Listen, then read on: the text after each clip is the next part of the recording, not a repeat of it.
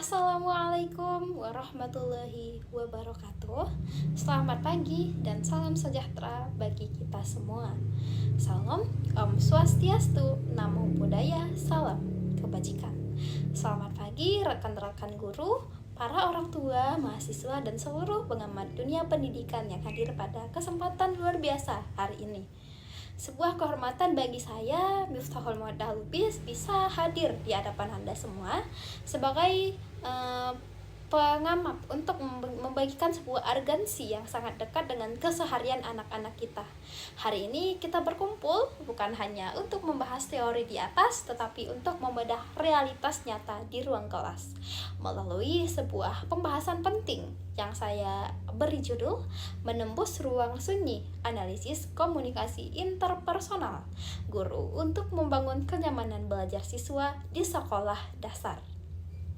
Hadirin sekalian, kita berbicara tentang sekolah yang ideal. Apa yang pertama kali terlintas di benak Anda? Apakah fasilitas yang mewah atau kurikulum yang sudah banyak? Sebagai praktisi dan pendidik, kita sering lupa bahwa pondasi utama dari sebuah proses belajar adalah kenyamanan emosional.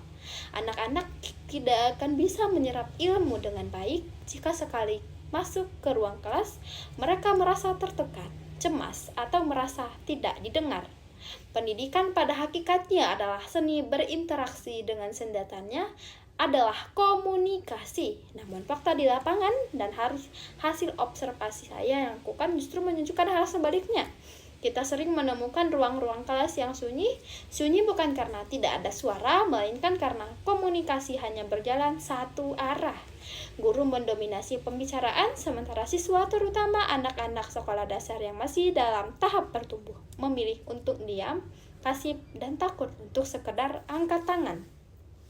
Mereka kehilangan kenyamanan untuk berekspresi. Oleh karena itu, di hadapan audiens yang luar biasa hari ini, saya ingin mengajak Anda untuk melihat dalam apakah salah dalam pola komunikasi kita, mengapa hambatan ini bisa terjadi, dan bagaimana strategi konkret kita sebagai pendidik untuk meruntuhkan dinding sunyi tersebut demi menciptakan sekolah sebagai rumah kedua yang aman dan nyaman bagi anak-anak kita.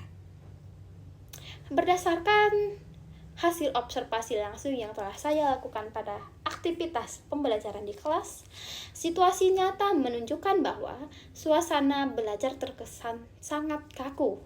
Ketika proses tanya jawab berlangsung, interaksi hanya didominasi oleh 2 hingga 3 siswa aktif, sedangkan sebagian besar siswa lainnya cenderung menunduk atau menghindari kontak mata dengan guru. Dari situasi tersebut, ada 2 permasalahan komunikasi utama yang ditemukan di lapangan. Pertama, adanya hambatan psikologis atau psikologis barriers, di mana siswa merasa takut, salah, dan cemas akan mendapat respon negatif atau penghakiman jika mereka berbicara. Yang kedua, pendekatan komunikasi guru yang masih bersifat instruksional formal, sehingga jarang menyentuh aspek komunikasi interpersonal yang bersifat personal dan berangkut empati siswa. Dampak dari macetnya komunikasi ini sangat nyata.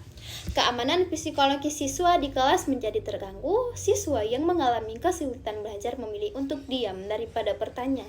Pada akhirnya, hal ini menyebabkan penurunan partisipasi aktif serta membuat hasil evaluasi belajar mereka tidak maksimal. Hanya karena kendala yang mereka hadapi tidak pernah terkomunikasikan dengan baik kepada gurunya.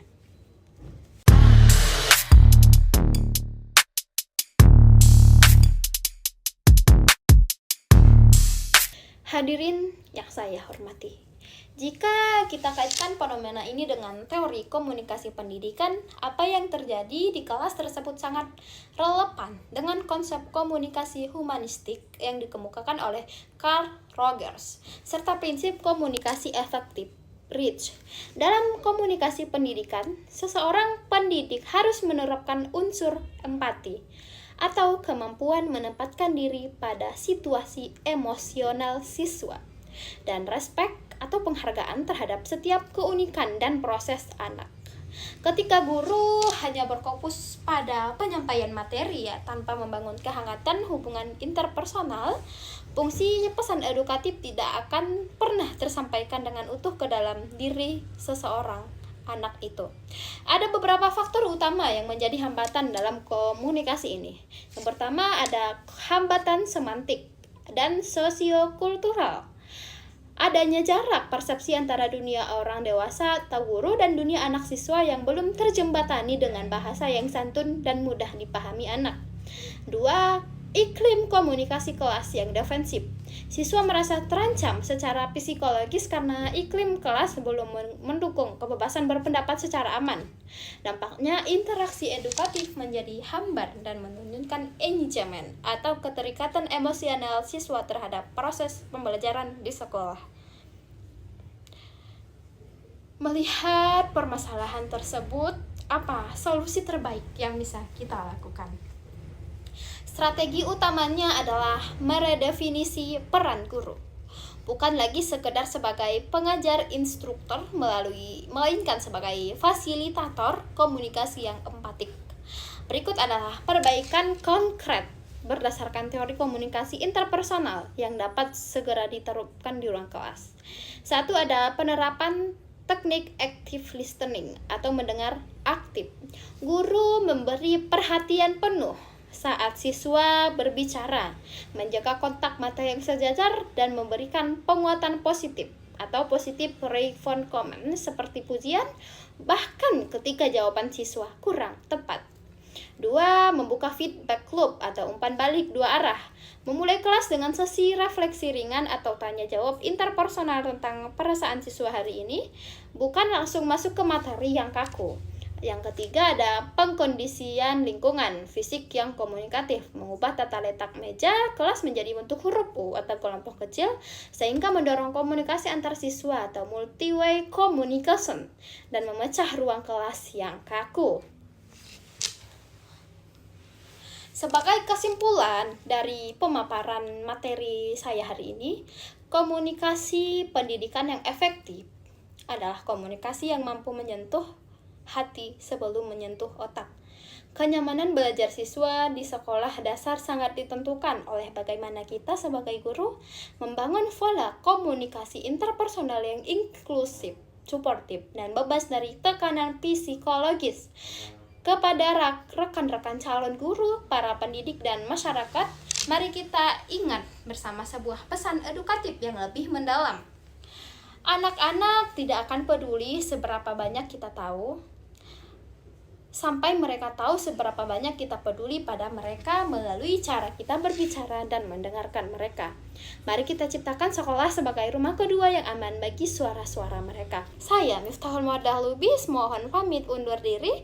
Terima kasih atas perhatian hadirin yang luar biasa. Mohon maaf atas segala kekurangan dan salam sukses untuk kita semua. Wassalamualaikum warahmatullahi wabarakatuh.